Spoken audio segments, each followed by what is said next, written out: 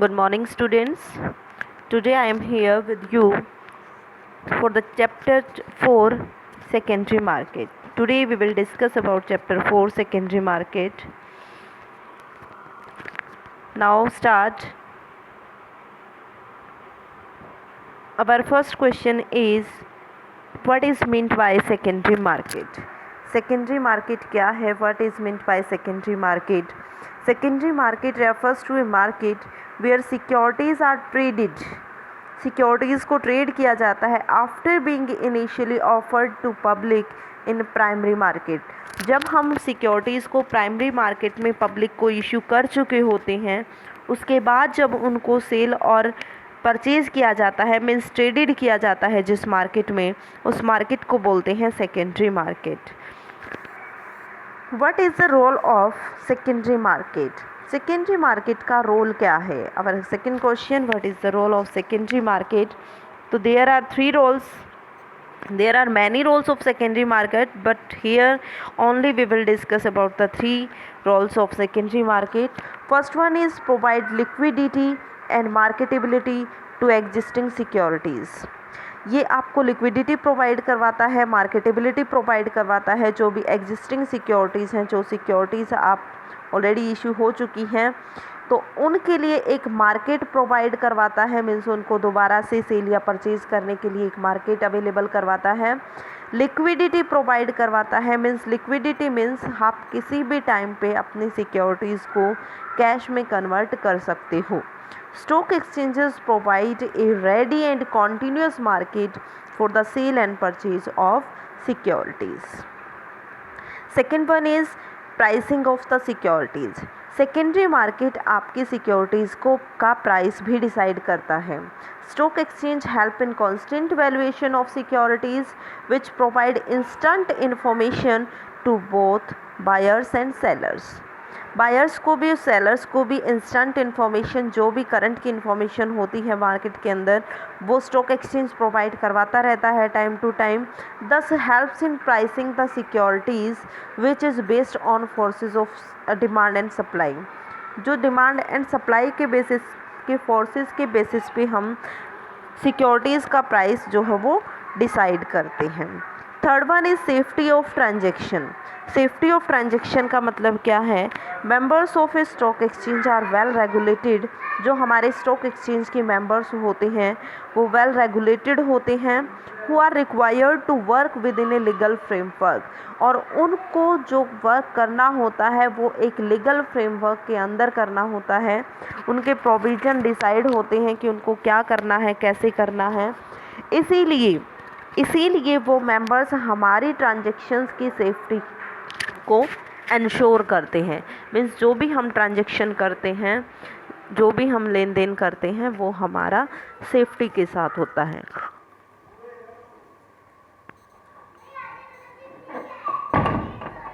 ठीक है, now we will discuss about the next question.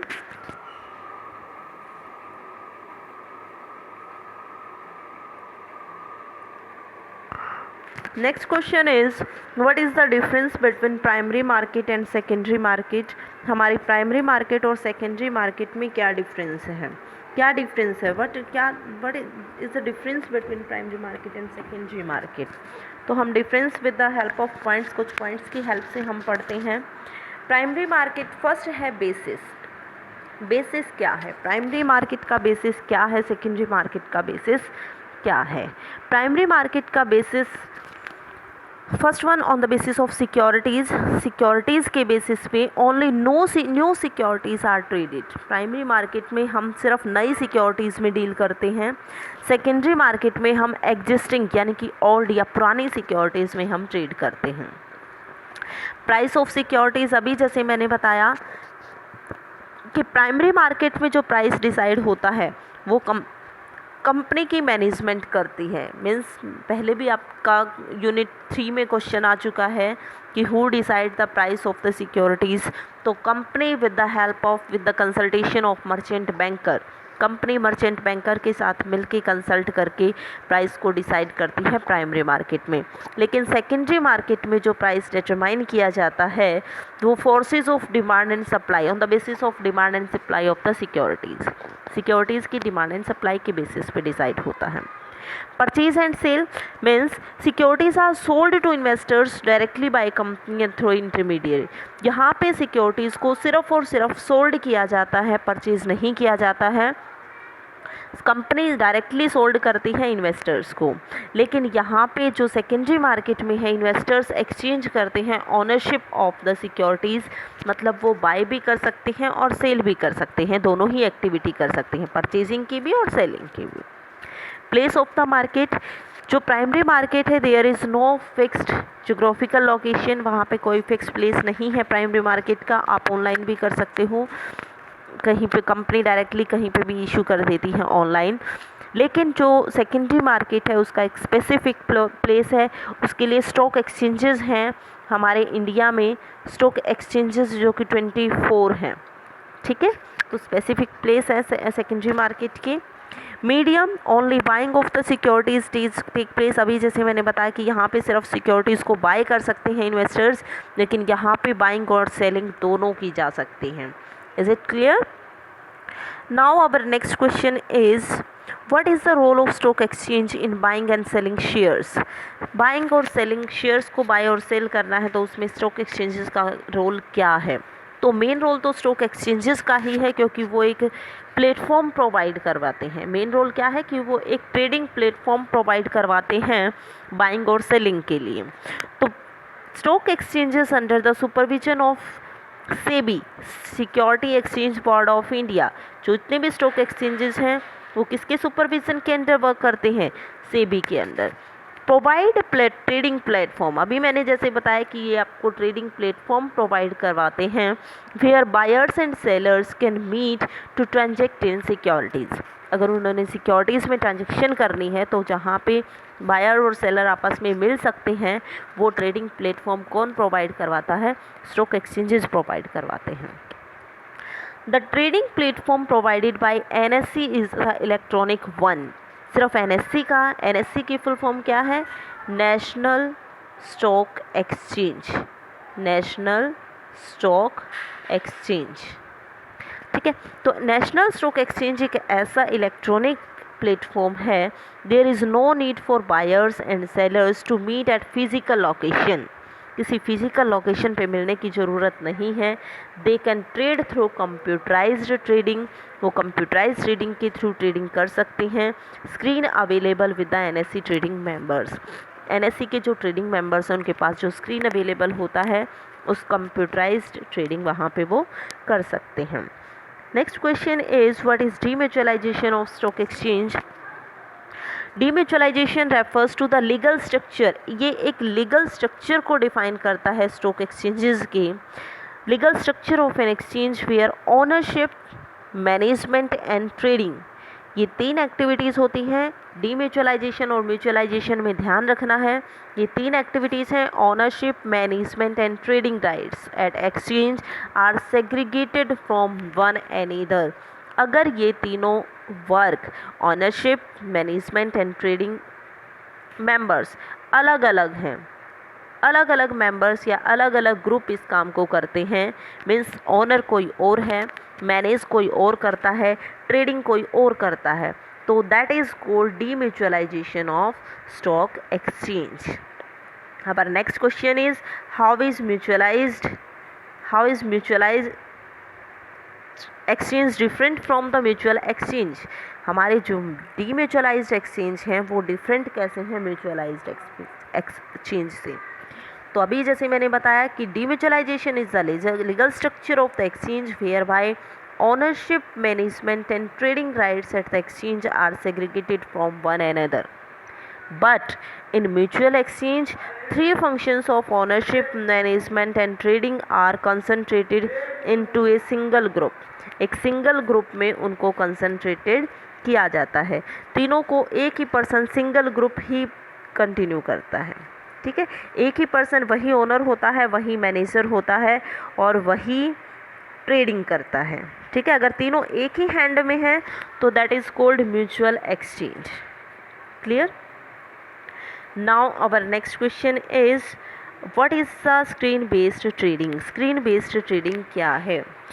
in order to provide efficiency, liquidity and transparency. efficiency मतलब आपकी cost कम आए, liquidity मतलब आप अपनी सिक्योरिटीज़ को तुरंत कैश में कन्वर्ट कर सकते हो जल्दी से जल्दी, ट्रांसपेरेंसी मतलब आपके सामने सारी की सारी इन्फॉर्मेशन डिस्क्लोज हो जाएं। ठीक है, तो इस टाइप की कुछ फैसिलिटी प्रोवाइड करने के लिए एनएससी ने इंट्रोड्यूस किया एक स्क्रीन बेस्ड ट्रेडिंग सिस्टम, जिसको आप SBTS बोलते हो, where a member can punch into computer the quantities of a securities. जहाँ पे मेंबर को क्या करना है, वो कंप्यूटर में पंच करेगा क्वांटिटीज़ सिक्योरिटीज़ की, price at which he would like to transact, वो प्राइस जिसमें उसने ट्रांजैक्शन करनी है। ट्रांजैक्शन इज़ एग्जीक्यूटेड, ट्रांजैक्शन को एग्जीक्यूट कर दिया जाता है as soon as the matching sale and buy order from a counter party found. जैसे ही उसको मैचिंग का स्टॉक एक्सचेंजेस पे उसकी मैचिंग जो ऑर्डर जैसे आप कोई भी ऑर्डर करते हो फ्लिपकार्ट पे, अमेजन पे या किसी भी साइट पे, तो जो आपने मंगवाया है कंपनी आपको तभी तो प्रोवाइड करवाएगी ना जब उसके पास वो सेम चीज़ अवेलेबल होगी। ठीक है, अगर उसके पास अवेलेबल नहीं है तो वो बोल देती है नो स्टॉक। उसी तरीके से यहाँ पे अगर वो सिक्योरिटीज़ जो आपको ज़रूरत है वो हैं तो ट्रांजैक्शन एग्जीक्यूट हो जाएगी, अदरवाइज़ वो मैसेज कर देगी आपको कि ये इस टाइप की कोई सिक्योरिटीज़ अवेलेबल नहीं है। ठीक है, तो this is the called screen based trading, this is done through the computer. Okay, now next question is what is NEAT. Important question है, नीट की फुल फॉर्म आ जाती है कई बार। तो NSE is the first exchange in the world use satellite communication technology for trading. NSE ही एक ऐसा एक्सचेंज है जिसने सबसे पहले सैटेलाइट कम्युनिकेशन टेक्नोलॉजी का यूज़ किया ट्रेडिंग के लिए। इट्स ट्रेडिंग सिस्टम कॉल्ड, जो इसका ट्रेडिंग सिस्टम है उसी को हम बोलते हैं नीट। तो NSE के ट्रेडिंग सिस्टम को नेशनल, नीट की फुल फॉर्म क्या है, national exchange for automated trading. ठीक है, नेक्स्ट क्वेश्चन है how to place order with brokers. Brokers को हम कैसे ऑर्डर प्लेस कर सकते हैं। तो you may go to the broker office, आप ब्रोकर के ऑफिस में जा सकते हो और place an order on phone, आप फ़ोन पे कर सकते हो, इंटरनेट के थ्रू कर सकते हैं, as define in the model agreement. जो भी एग्रीमेंट में आपने डिफाइन किया है कि भाई मैं इस तरीके से आपको ऑर्डर करूँगा, उसी तरीके से आप उसको ऑर्डर कर सकते हो। Which every client needs to enter into an agreement with his or her broker. Agreement आ जाएगा यहाँ। तो अपने ब्रोकर के साथ जो भी वो एग्रीमेंट करता है, एग्रीमेंट में जो भी लिखा हुआ है, ठीक है, एग्रीमेंट में जो भी लिखा हुआ है उसी के अकॉर्डिंग, उसी कंडीशन के अकॉर्डिंग वो ऑर्डर कर सकता है ब्रोकर को। ठीक है, नेक्स्ट क्वेश्चन है how does an investor get access to internet based trading facility. एक इंटरनेट बेस्ड ट्रेडिंग फैसिलिटी को कैसे एक्सेस करते हैं investors. Broker of the NSE provide internet based trading facility. जो NSE के ब्रोकर्स हैं वही उनको फैसिलिटी प्रोवाइड करवाते हैं इंटरनेट बेस्ड ट्रेडिंग फैसिलिटी। ठीक है, to their clients. Internet based trading facility enables and investors को इनेबल करती है to buy and sell securities, कि वो सिक्योरिटीज़ को बाय और सेल कर सकते हैं। कैसे कर सकते हैं, through internet, which can be assessed from a computer at the investors residence, जो कंप्यूटर के थ्रू एक्सेस की जा सकती है कहीं पे भी, इन्वेस्टर के रेजिडेंस पे भी और एनीवेयर, और कहीं पे भी with the help of computer. Investors need to get in touch with NSE broker, लेकिन उसके लिए इन्वेस्टर्स को NSE ब्रोकर के टच में रहना पड़ेगा। ठीक है, उस ब्रोकर के जो उसको सर्विस प्रोवाइड करवा रहा है, internet based trading facility provide करवा रहा है, तो उस ब्रोकर के टच में रहना पड़ेगा इन्वेस्टर्स को, और इन्वेस्टर्स फिर उसको कहीं पे भी एक्सेस कर सकते हैं with the help of internet और computer. Okay, now our next question is important question है what is contract note, what details are required to be mentioned on the contract note issued by the stock broker. Contract note is a confirmation slip. Contract note is a confirmation slip एक ये confirmation slip है of trade, trading की of trade done. जो भी trade किया जाता है buying का या सेलिंग का, तो उसके लिए एक कंफर्मेशन स्लिप होती है। जो भी trade on a particular day on the behalf of client by a trading member, कोई भी ट्रेडिंग मेंबर अपने क्लाइंट के बिहाफ पे किसी भी पार्टिकुलर डे पे जो भी ट्रेड करता है उसकी confirmation slip is called contract note. ठीक है, contract note should have the following. Contract note के अंदर क्या क्या होना चाहिए, व्हाट डिटेल्स आर रिक्वायरमेंट, जैसे पूछा गया था। तो उसके अंदर name, address and SEBI registration number of member broker, उस ब्रोकर का नेम, एड्रेस और उसका SEBI registration number.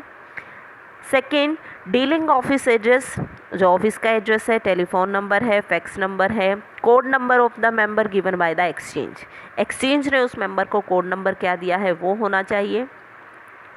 Contract number, जो कॉन्ट्रैक्ट उन्होंने साइन किया हुआ है एक दूसरे के साथ कि भाई मैं आपका ब्रोकर हूँ, उसको contract number. Date of issue of contract note, contract का नंबर, कॉन्ट्रैक्ट नोट पे जो नंबर लिखा होता है, सॉरी, कॉन्ट्रैक्ट नोट का number, date of issue of contract note, settlement number and time period of the settlement, और उस time period. ठीक है। नंबर 4, ऑर्डर नंबर, कब ऑर्डर किया था इन्वेस्टर ने, order time corresponding to trade, जो भी ट्रेड है उससे रिलेटेड जो भी टाइम है, ऑर्डर नंबर है वो मेंशन करना है। Quantity, kind of securities sold और बॉट बाय द क्लाइंट, वो मेंशन करना है। ब्रोकरेज, परचेज या सेल रेट क्या है, सर्विस टैक्स रेट क्या है, सिक्योरिटी ट्रांजैक्शन टैक्स कितना लगेगा, अदर चार्जेस जो भी लगेंगे, ब्रोकर जो भी लगाए ब्रोकर के द्वारा, वो सारे मेंशन होने चाहिए कॉन्ट्रैक्ट नोट में। ठीक है। और सबसे मोस्ट इम्पॉर्टेंट चीज़, appropriate stamp have to be affixed, appropriate stamp उस कॉन्ट्रैक्ट नोट पे लगी होनी चाहिए, और सिग्नेचर भी होने चाहिए स्टॉक ब्रोकर के या किसी भी ऑथराइज्ड सिग्नेचर होने चाहिए। ठीक है, इम्पॉर्टेंट क्वेश्चन है, लगभग हर बार आता है 5 मार्क्स में। What is contract note and what details are required to be mention in the contract note. तो इम्पॉर्टेंट क्वेश्चन है, ध्यान से पढ़ना। नेक्स्ट क्वेश्चन है, what is the maximum brokerage that a broker can charge, एक broker maximum कितनी brokerage charge कर सकता है। The maximum brokerage that can be charged by a broker from his client as commission cannot be more than 2.5%. Cannot be more than 2.5% of the value mentioned in the respective purchase or sale note. जो भी purchase और cell note है उस पर जितने भी value mention है उसका 2.5% हो सकता है, 2.5% तक, बट उससे मोर देन नहीं हो सकता। ठीक है। नेक्स्ट क्वेश्चन है आपका, why should one trade on a recognised stock exchange only for buying and selling shares, shares को बाय और सेल करने के लिए रिकॉग्नाइज स्टॉक एक्सचेंज पे ही हमें ट्रेडिंग क्यों करनी चाहिए। Trading on a recognise stock exchange offers investors the best price prevailing at the time in the market, market में उस टाइम पे सबसे बेस्ट प्राइस क्या है वो प्रोवाइड करवाता है recognised stock exchange.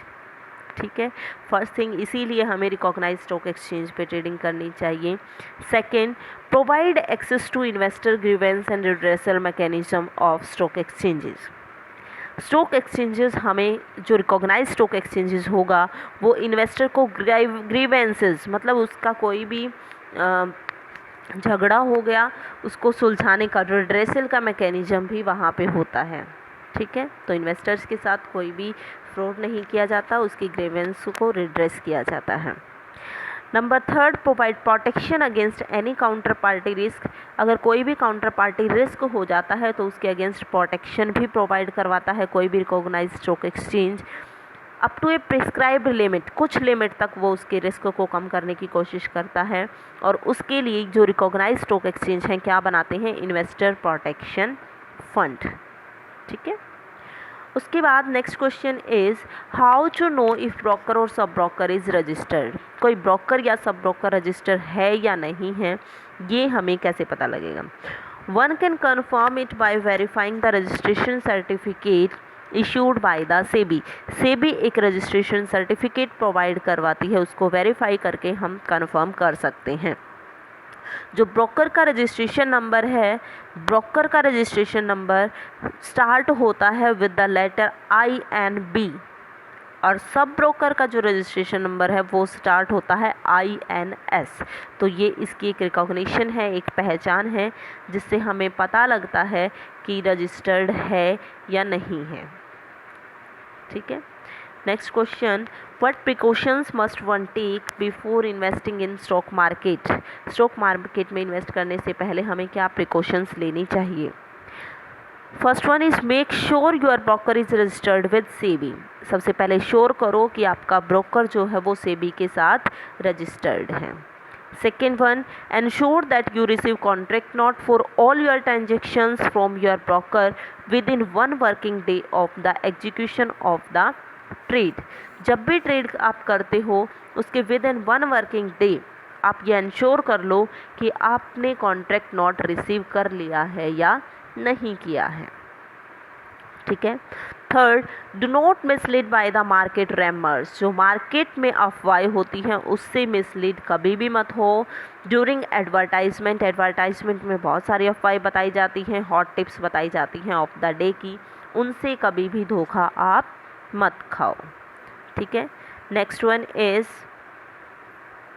Take inform decision by studying fundamentals of the company. Company के फंडामेंटल्स को स्टडी करने के बाद ही कोई डिसीजन लो। लाइक उस कंपनी का फ्यूचर प्रॉस्पेक्टस क्या है, क्वालिटी मैनेजमेंट की क्वालिटी क्या है, पास्ट ट्रैक रिकॉर्ड उस कंपनी का कैसा है। उस कंपनी के फंडामेंटल्स को स्टडी करने के बाद ही आप कोई decision low. Do your oven research. आप अपनी खुद की रिसर्च करो before investing in any stock. किसी भी कंपनी में आप स्टॉक में इन्वेस्ट करना चाहते हो तो उससे पहले अपनी खुद की रिसर्च करो कि वो कंपनी कैसी है। Investing in very low price stock. आपको स्टार्टिंग में बहुत ही लो प्राइस वाले स्टॉक में इन्वेस्ट करना चाहिए। And what are known as penny stocks does not guarantee high returns. ज़रूरी नहीं है कि आप पेनी स्टॉक्स में इन्वेस्ट करते हो तो आपको हाई रिटर्न मिलेंगे, आपको लो प्राइस स्टॉक्स में भी आपको हाई रिटर्न मिल सकती है। ठीक है। Be cautious about stocks which show a sudden step in price and trading activities.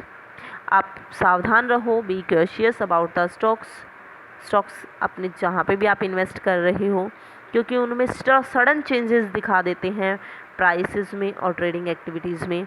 तो आपको बहुत सावधानी के साथ इन्वेस्टमेंट करनी है, बहुत प्रिकॉशंस जो है ध्यान में रखना है। नेक्स्ट क्वेश्चन है आपका, what dos and don'ts. What dos क्या आपको करना चाहिए, डोंट्स क्या नहीं करना चाहिए। Should an investors bear in mind when investing in the stock market. जब भी स्टॉक मार्केट में इन्वेस्ट करते हो तो आपको क्या करना चाहिए और क्या नहीं करना चाहिए। ठीक है। तो डूज क्या हैं। Ensure that intermediary has a valid SEBI registration certificate. सबसे पहले इंश्योर करो कि जो ब्रोकर या सब ब्रोकर है उसके पास सेबी रजिस्ट्रेशन सर्टिफिकेट है या नहीं है, तभी आप उसको अपना ब्रोकर या सब ब्रोकर चूज़ करो। Second, enter into an agreement with your broker. अपने ब्रोकर या सब ब्रोकर के साथ एक एग्रीमेंट कर लो। Setting out terms and conditions clearly, जिसमें आप सारी की सारी टर्म्स और कंडीशन को क्लियर कर लो। ठीक है। Third, ensure that you give all your details in the know your client form. एक नो योर क्लाइंट फॉर्म होता है, तो एंश्योर करो कि आपने अपनी पूरी डिटेल उसमें दे दी है। Ensure that you receive the contract note from your broker within 24 hours of the transaction। अभी भी जैसे हमने पढ़ा कि हमें contract note with in 24 hours या 1 डे, अभी पढ़ा था ना कि एक दिन के अंदर, एक दिन में ही मिल जाना चाहिए आपको कॉन्ट्रैक्ट नोट, तो ये इंश्योर रखो हमेशा। Next, ensure that contract note contain details. जब अभी जैसे हमने जो भी चीज़ें पढ़ी कि कॉन्ट्रैक्ट नोट में ये चीज़ें होनी चाहिए, तो हमें ये चीज़ें इंश्योर कर लेनी चाहिए कि कॉन्ट्रैक्ट नोट में ये सारी चीज़ें हैं या नहीं हैं। तो ये हैं डूज जो हमें करना चाहिए। डोंट्स पढ़ते हैं अब कि क्या हमें नहीं करना चाहिए। तो क्या नहीं करना चाहिए, Demat delivery instruction slip should be from your own demat account, not from any other family members or friend account. जो भी आपको डीमैट डिलीवरी इंस्ट्रक्शन स्लिप मिलती है वो आपके ही डीमैट अकाउंट से होनी चाहिए, आपके किसी फैमिली मेम्बर्स या अपने फ्रेंड के अकाउंट से वो नहीं होनी चाहिए। ठीक है। दूसरा, do not sign blank delivery instruction slip. कभी भी ब्लैंक डिलीवरी इंस्ट्रक्शन स्लिप पे साइन मत करो, वायलेटिंग सिक्योरिटी पेन ऑब्लिगेशन। ठीक है। तीसरा, do not accept trade executed under some other client code of your account. आपको क्लाइंट कोड पता होता है, अगर किसी अदर क्लाइंट कोड के थ्रू कोई ट्रांजैक्शन हुई है तो उसको एक्सेप्ट मत करो। Do not accept unsigned and duplicate contract note. कभी भी बिना साइन किया हुआ और डुप्लीकेट कॉन्ट्रैक्ट नोट या साइन बाय अनऑथराइज्ड पर्सन के द्वारा जो कॉन्ट्रैक्ट नोट है उसको एक्सेप्ट मत करो। Do not delay payment and delivery of securities to broker. कभी भी पेमेंट में या डिलीवरी में सिक्योरिटीज़ में की जो होती है डिलीवरी और पेमेंट, उसमें कभी भी डिले मत करो। तो ये हैं डोंट्स जो आपको नहीं करने चाहिए। ठीक है।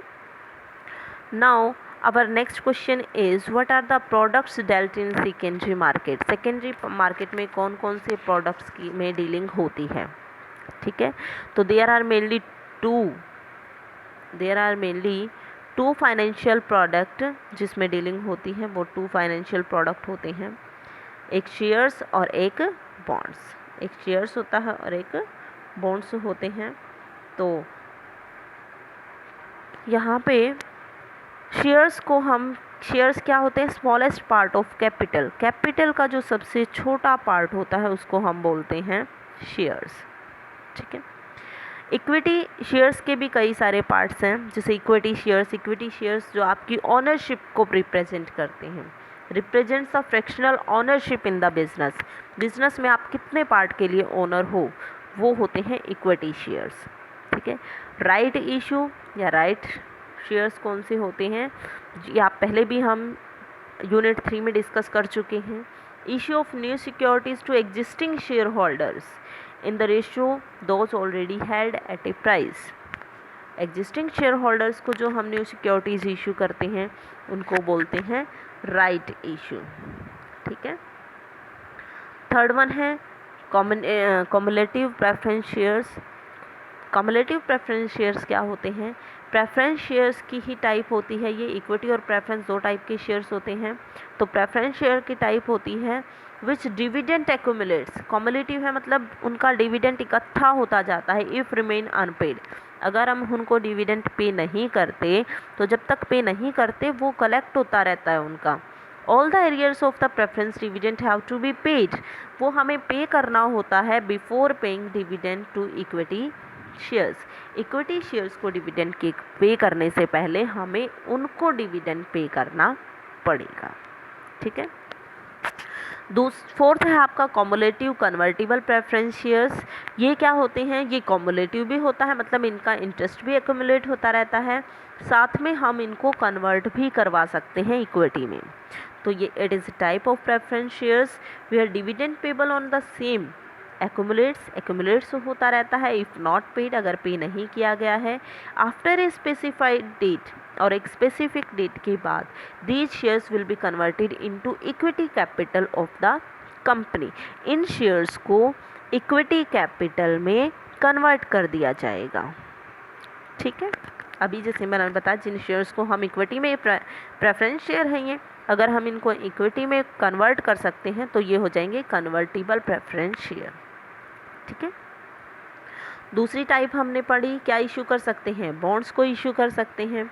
बॉन्ड्स क्या होते हैं, bonds is a negotiable certificate होता है एविडेंसिंग इनडेब्टनेस। इनडेब्टनेस क्या होता है, कर्ज। ठीक है, जो आपके कर्ज को शो करता है। इट इज़ लोन बोल सकते हो आप। ठीक है। इट इज़ नॉर्मली अनसिक्योर्ड या अनसिक्योर्ड होता है वेरियस टाइप्स ऑफ बॉन्ड्स के भी टाइप्स बताए हैं, जैसे जीरो कूपन बॉन्ड और treasury bill. Zero coupon bond क्या होता है?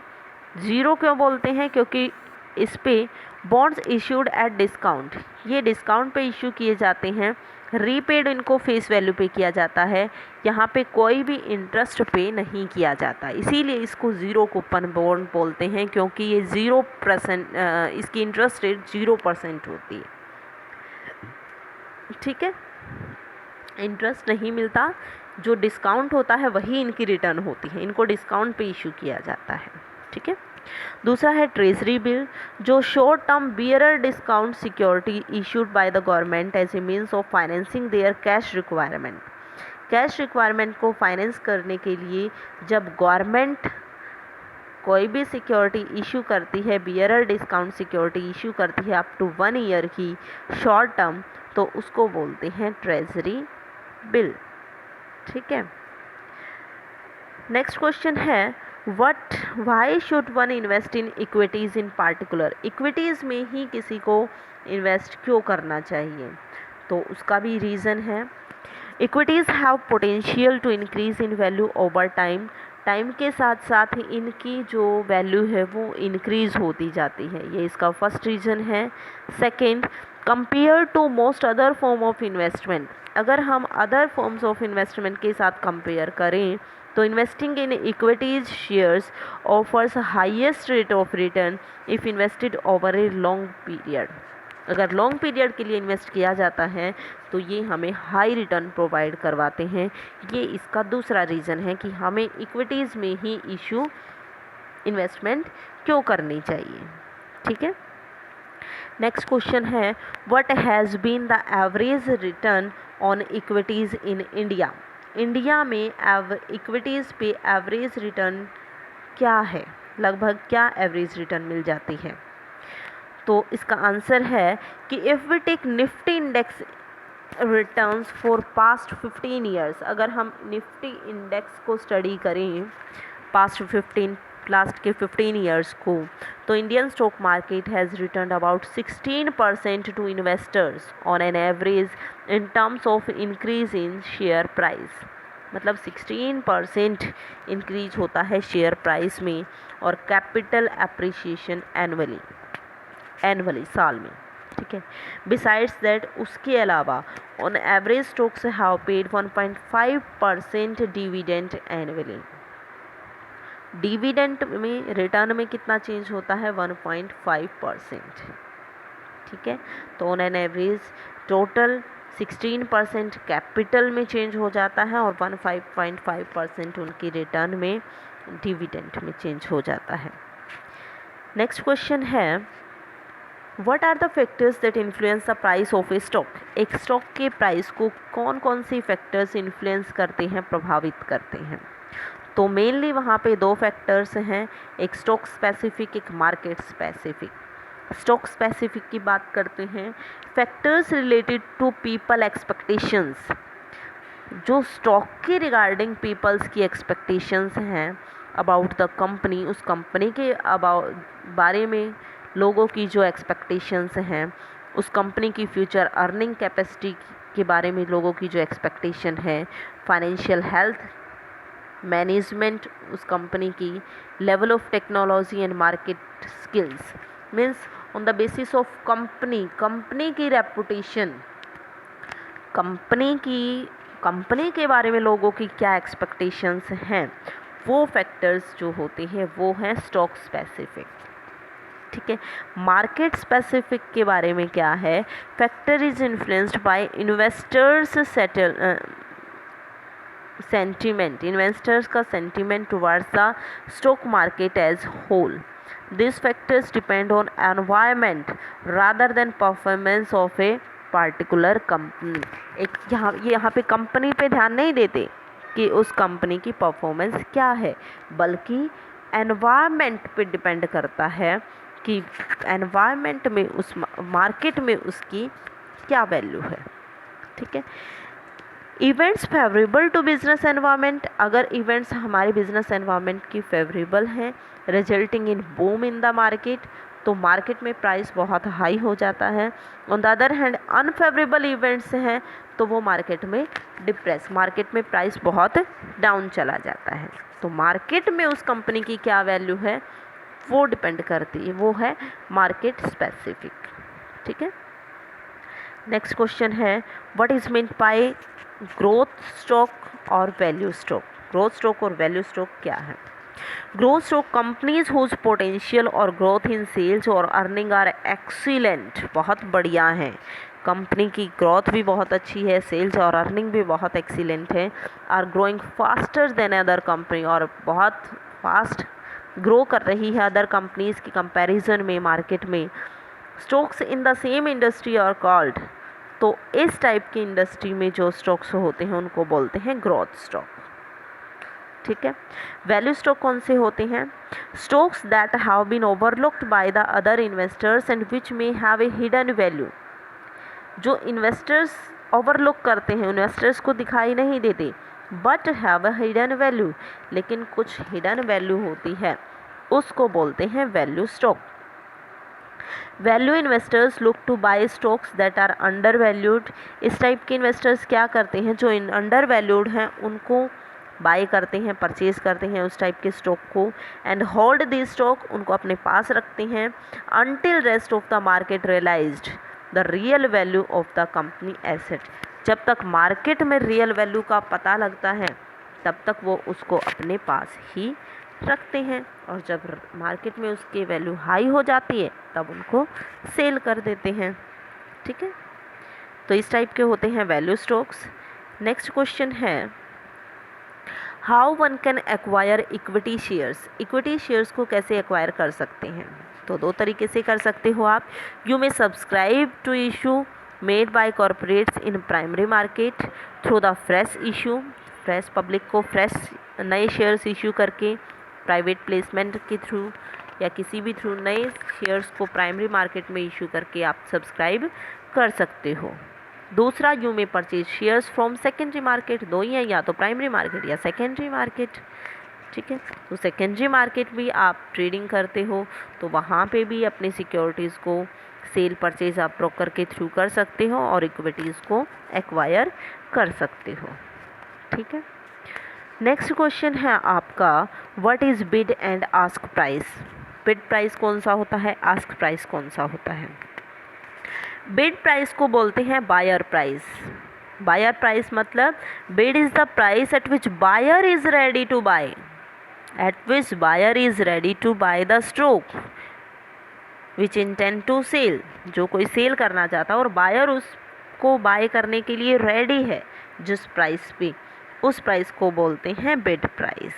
Ask price is the seller price, is the price at which seller is ready to sell the stock, जिस पे सेलर अपने स्टॉक को सेल करने के लिए रेडी है उसको बोलते हैं आस्क प्राइस। इंपॉर्टेंट क्वेश्चन है, बहुत बार आ जाता है, ध्यान से करना इसको भी।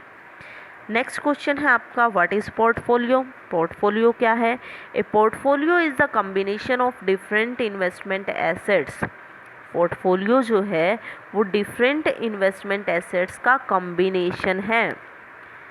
ठीक है। Mixed and matched for the purpose of achieving investors goal. Investors का मेन गोल क्या होता है? रिटर्न अचीव करना, हाई रिटर्न। तो उस गोल को अचीव करने के लिए ऐसा किया जाता है। डिफरेंट इन्वेस्टमेंट एसेट्स के कॉम्बिनेशन को बोलते हैं, लाइक आपने शेयर्स भी ले लिए, बॉन्ड्स भी ले लिए, डिवेंचर्स भी ले लिए, डेरिवेटिव्स भी ले लिए, बहुत सारी अगर इन कॉम्बिनेशन कर लिया तो उसको बोलेंगे आप पोर्टफोलियो। ठीक है। नेक्स्ट क्वेश्चन है आपका व्हाट इज़ डाइवर्सिफिकेशन। डाइवर्सिफिकेशन क्या है? तो ये एक टेक्निक है डाइवर्सिफिकेशन, रिस्क मैनेजमेंट को कम करने के लिए, रिस्क को कम करने के लिए ये एक रिस्क मैनेजमेंट टेक्निक है। इसमें क्या किया जाता है इस टेक्निक में? इस टेक्निक में हम क्या करते हैं, वैरायटी ऑफ इन्वेस्टमेंट को मिक्स कर देते हैं विद इन ए पोर्टफोलियो। जैसे अभी मैंने बताया ना, पोर्टफोलियो क्यों करते हैं हम, डिफरेंट इन्वेस्टमेंट में इन्वेस्ट क्यों करते हैं इंस्ट्रूमेंट्स में, ताकि हम अपने रिस्क को, अगर एक इंस्ट्रूमेंट से रिस्क होता है तो दूसरे में तो प्रॉफिट होगा, तो हम उसको कम कर लें। ठीक है। तो इस way to reduce risk is in a portfolio is called diversification. ठीक है. Now next question is, what are the advantages of having a diversified portfolio? एक डाइवर्सिफाइड पोर्टफोलियो आपके पास है तो उसके क्या एडवांटेजेस हैं? A good investment portfolio is a mix of a wide range of assets class. ठीक है, बहुत सारी एसेट क्लास के वाइड रेंज के मिक्स को क्या बोलते हैं? पोर्टफोलियो बोलते हैं. Different securities perform differently at a point of time. एक पॉइंट ऑफ टाइम पे डिफरेंट सिक्योरिटीज़ डिफरेंट परफॉर्म करते हैं. So mix of assets type, इस टाइप की एसेट्स को मिक्स करके entire portfolio does not suffer impact of decline of any one securities. तो एक में डिक्लाइन होता है तो दूसरे में तो इम्प्रूव होता है, तो दोनों एक दूसरे के रिस्क को कम कर लेते हैं. दूसरा रीज़न क्या है, एडवांटेजेस क्या है? When your stocks go down, जब आपका स्टॉक डाउन में चला जाता है, आपका प्राइस कम हो जाता है उसका, you may still have stability of bonds in your portfolio. फिर भी आपके पोर्टफोलियो में बॉन्ड्स और भी तो बॉन्ड्स हैं, और भी तो सिक्योरिटीज़ हैं, उनकी स्टेबिलिटी बनी रहती है. ठीक है. It is really just the simple practice of not putting all your egg in one basket. अगर आप एक ही बास्केट में बहुत सारे एग्स रख देते हो तो वो एग्स हो सकता है, अगर तो इस टाइप की एक सिंपल प्रैक्टिस की तरह है ये. एक बार पढ़ लेते हैं. If you spread your investment across the various types of assets and market, अगर आप स्प्रेड कर देते हो अपने इन्वेस्टमेंट को, you will reduce the risk of your entire portfolio. आप अपने एंटायर पोर्टफोलियो का रिस्क कम कर दोगे. ठीक है. Getting affected the adverse returns of any single asset class. अगर सिंगल एसेट में आपको रिस्क हो रहा है तो उससे आप टोटल रिटर्न अफेक्ट तो होगी, लेकिन एडवर्स इफेक्ट से आप बच जाओगे. ठीक है.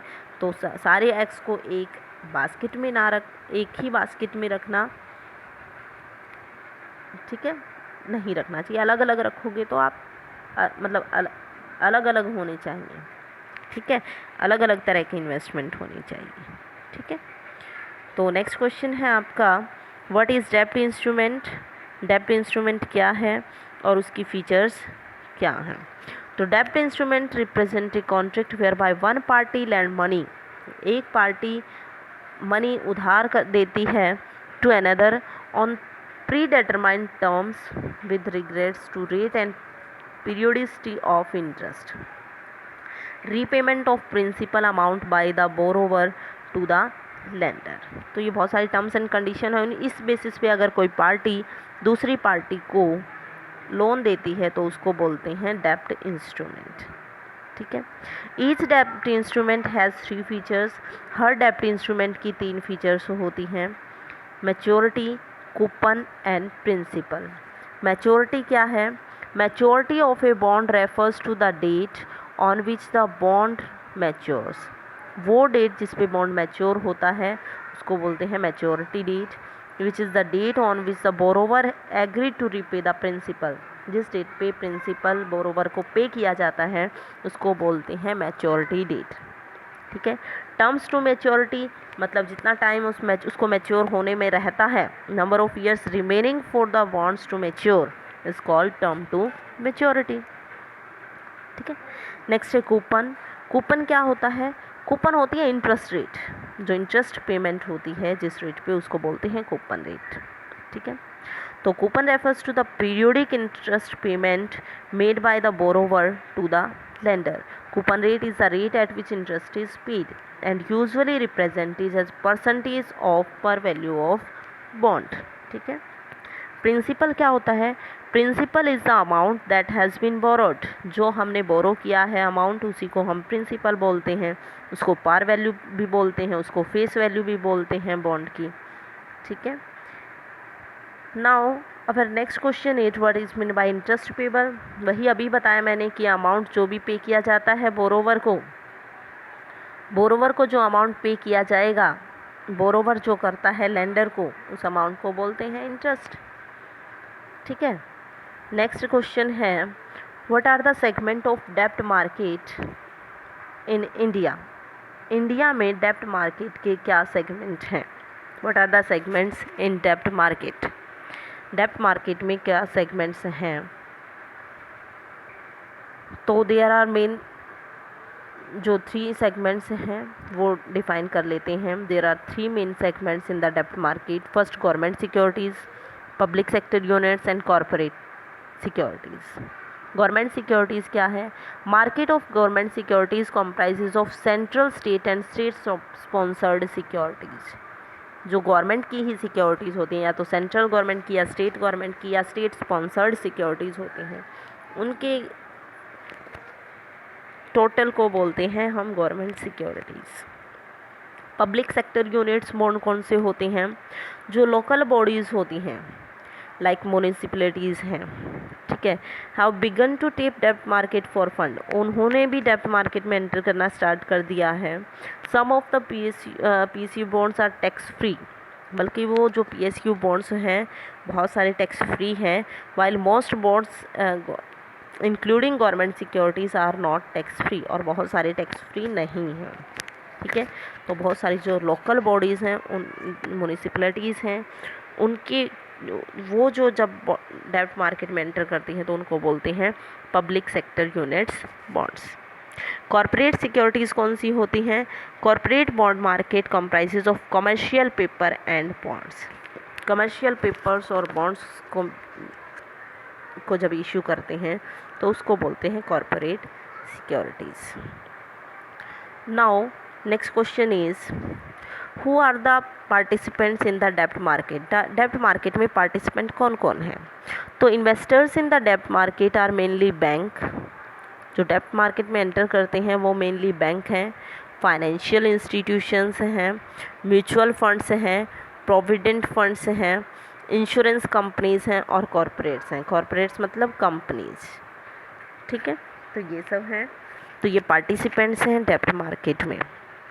नेक्स्ट है, are bonds rated for their credit quality? क्या बॉन्ड्स को उनकी क्वालिटी के लिए रेटेड किया जाता है? Most bonds and debentures issue are rated by specialised credit rating agencies. कुछ क्रेडिट रेटिंग एजेंसीज हैं, उनको रेट करती हैं बॉन्ड्स को और डिबेंचर्स को, ठीक है. ये एजेंसीज कौन कौन सी हैं? CRISIL, CARE care, ICRA, Fitch. ये बहुत सारी एजेंसीज़ के नाम हैं. तो ये एजेंसीज जो रेट करती हैं कंपनीज को on the basis of bonds and debentures. The yield on the bond varies inversely with its credit rating. जो वेरी करती रहती है, जो भी इनकम होती है ये बॉन्ड के ऊपर, तो वो क्रेडिट रेटिंग के अकॉर्डिंग वो वेरी करती रहती है, ठीक है. Safer the instrument lower the rate of interest offered. जितना इंस्ट्रूमेंट सेफ होगा उतनी ही उसकी रेट ऑफ इंटरेस्ट जो ऑफर करेगी वो लो होगी, ठीक है. नेक्स्ट क्वेश्चन है, how one can acquire securities in डेब्ट मार्केट? डेब्ट मार्केट में कोई सिक्योरिटीज़ को कैसे एक्वायर कर सकता है? तो you may subscribe to issue made by the government और कॉरपोरेट्स इन प्राइमरी मार्केट. आप प्राइमरी मार्केट में सब्सक्राइब कर सकती हो.